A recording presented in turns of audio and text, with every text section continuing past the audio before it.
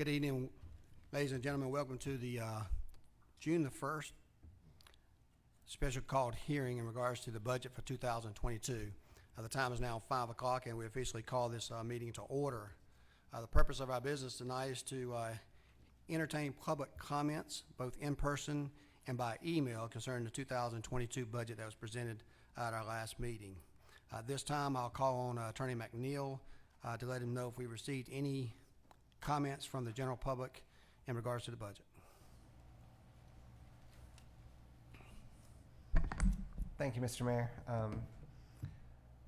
We have one email comment, and I can read it right now. I'm not aware if anyone is here to do in-person comments or not.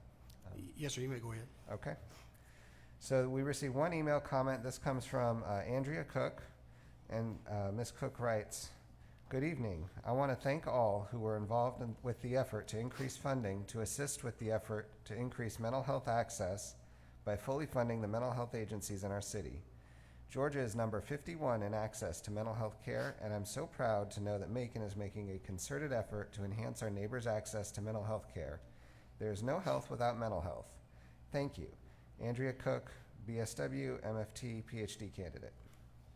Mr. Mayor, that concludes the written comments that we received. Thank you, Attorney McNeil.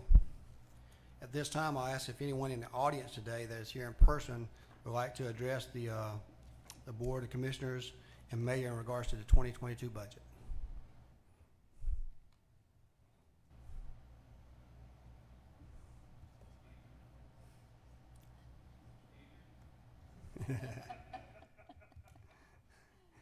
Yeah, I see none. This notice was published through our normal procedure, notified the general public on the statutory requirements for a budget hearing. Do I hear something?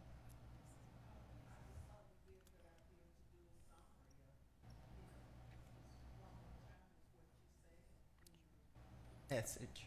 I'll be happy to do that if we'll go ahead and get that on the screen. Mr. Ford.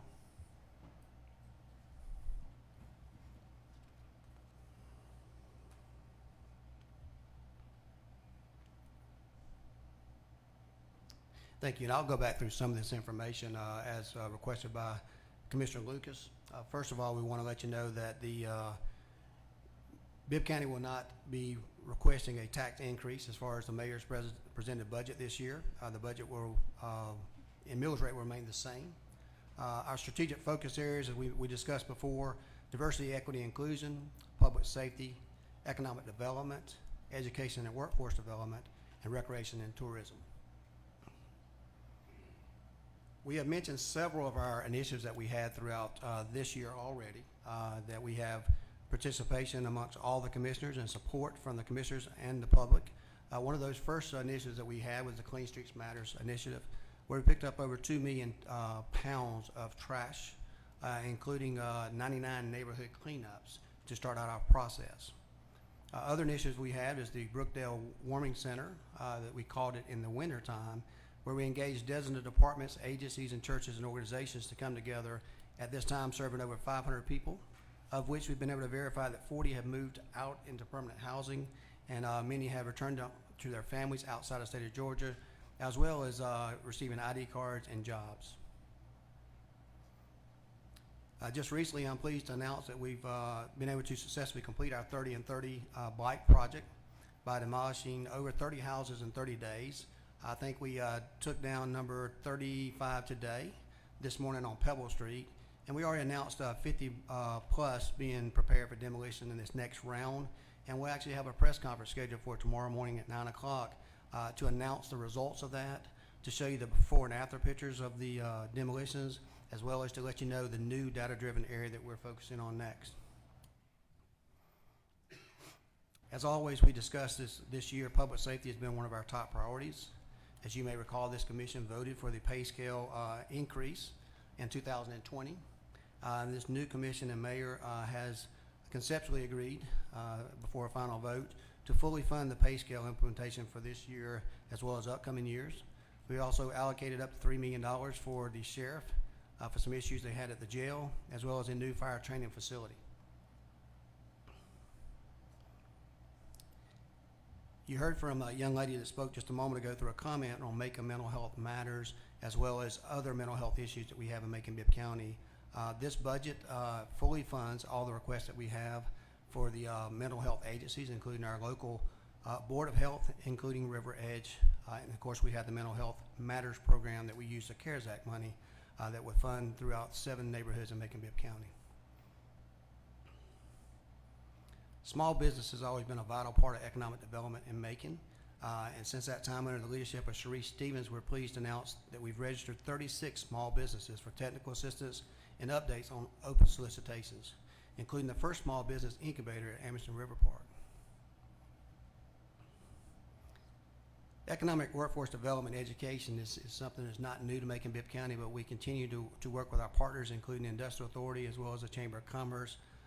The mayor and commission took various site visits to numerous businesses in Macon-Bibb County, including the former Brandon Williamson building, the Yancey business, John Deere, as well as the new Dean Baldwin at the Macon Airport.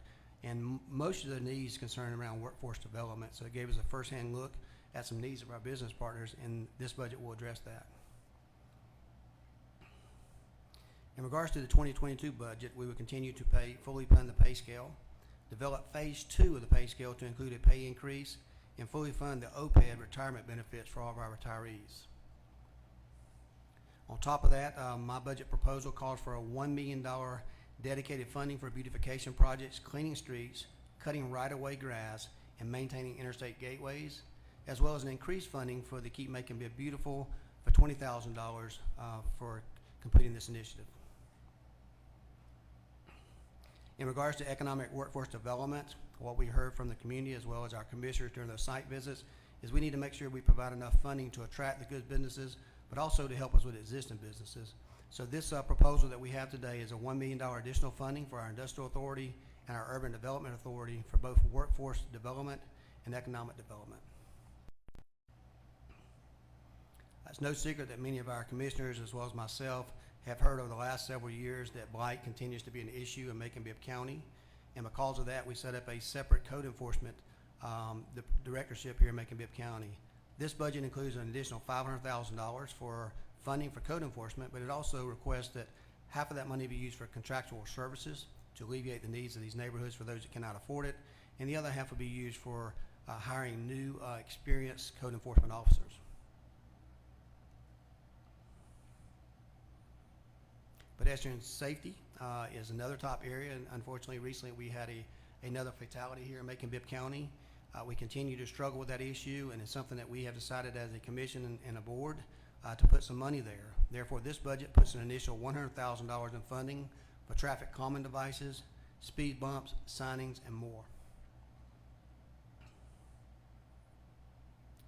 Once again, mental health is a top issue. It relates to public safety and also quality of life issue in Macon-Bibb County, and we continue to fully fund the mental health requests that we have here in Macon-Bibb County. Same thing on the business environment. Last we reported, we indicated that we were going to fully fund the planning and zoning, but one of those requirements was to make sure that we received something to bargain for. Meaning I met with the director and we indicated to them that we would fully fund the amount that they requested, but we wanted to roll back in fees. They did send some suggested rate cards to reverse their fees, to lower their fees, and they're supposed to be voting on that for their entire commission. I do expect that they will roll the fees back, and we'll be able to continue to honor that if the commission so chooses on June the 15th for final vote. Once again, we'll go over the general fund amounts that we've had for the last several years. There was a slight increase from 21 to 22, only a few $100,000 from the budget and expenditures. I did indicate last time, and I continue to believe that the commission took some good action last year prior to my arrival on limiting the budget and expenditures that they had to put us in a better financial situation for this year. And by doing so, we had to amend the budget. We still come within the budget for this year, so we appreciate your support on that matter. As always, when you look at the numbers in the graph, we say we put public safety first. You can look at the money that we're spending on public safety. Also, you'll see all the other areas that we're covering here, and you can see where our money is going, expenditures you see by sector. So we'll continue to make public safety one of our top priorities, but you can see we're also funding these other initiatives, including blight, economic development, and mental health. As you look through some of these agencies, you'll see slight increases for each of the health, welfare, community service, and industrial. That is indicative of the amount of monies that we're spending on them, because these are the services that we value. In our 2022 budget proposals, for the most part, go up in all those areas. And finally, we get to some talking points on a proposed budget for our sometimes called outside agencies. As you notice, for 2022, you'll see a proposed on my budget for 0 across the board for all these agencies. As I mentioned last time, this does not mean we do not value them. I actually believe that they'll get more money through other sources of funding than they would get from the county. I think several of these agencies I met with at least twice this year. I indicated them a desire to have them come off the budget, the general fund budget for the county. They've started their own endowments. They've done much better on fundraising. They apply for PPP money, and we're going to be there to help them to make sure that each year they're able to meet their financial liabilities. The challenges that we faced are some that's faced by our entire country as well as state of Georgia. I spoke to many of the counties across the state of Georgia since my election, and we all face the same challenges. Number one is public safety. You can see that we're going to fully implement the pay scale, which costs us an additional $6 million. We also have various debt payments and uncertainty of future revenue for services during an ongoing pandemic. Increased pension payments for our staffing. And we also have staffing shortages in public safety and other departments to the tune of about $15 million. There's always good news on the horizon, and it's no different today. We have new opportunities, includes a focus on allocating funding based on needs of our community. We believe this budget mirrors what we've been hearing out in our community, and that's why we put the budget amounts there. We're also reviewing the SPLOST projects funded to meet current community needs. The passage of the OLASA, which will be on the calendar this year for November 2nd, will provide much needed tax relief for all property owners, rolling taxes back as much as 35%. And we also anticipate the American Rescue Plan funds could help tourism, other agencies with deficits, and provide funds for much needed projects. At this time, we do anticipate, according to what we received earlier, $77 million to come in the next couple of years. We have only received $15 million as of today's date, and we still expect to receive a little bit more this year. Finally, we'll close with the budget timeline. This is not the first time we brought this to the community's attention, but we did meet with several departments and outside agencies beginning in April of this year. We met with commissioners to determine their priorities from May the 3rd through the 14th. And we had a proposal budget on May the 18th, which I presented the budget of my proposal.